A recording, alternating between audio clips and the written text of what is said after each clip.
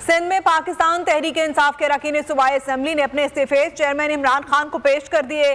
तहरीक इंसाफ सिंध के सदर अली हैदर जैदी की क़यादत में सिंध की पार्लिमानी पार्टी के चेयरमैन इमरान खान से मुलाकात हुई।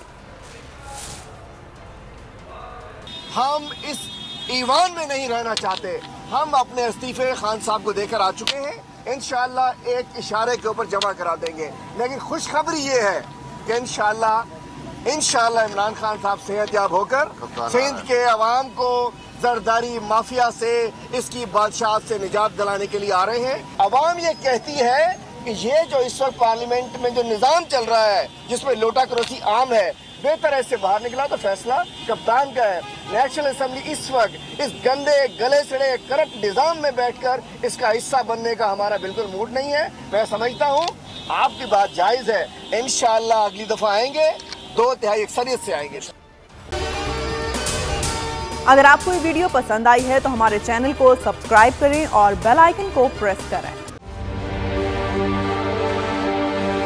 देखें, ये तो उनकी वालदा से इंशाल्लाह कराएंगे। अभी जो मुल्क की सूरत हाल है वो आपके सामने है। हकीकी सहाफ़त का अरशद शरीफ एक, मैं समझता हूँ, बहुत बड़ा हकीकी सहाफ़त का लंबरदार था और हक से 1 इंच नहीं हटा, बल्कि जान देनी पड़ी तो जान दे दी उसने।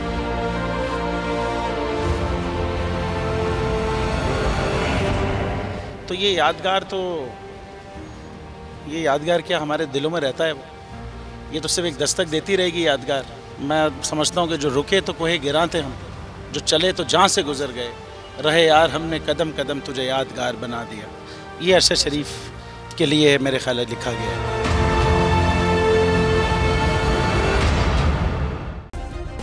सब्सक्राइब करें और बेल दबाएं ताकि कोई खबर रह न जाए।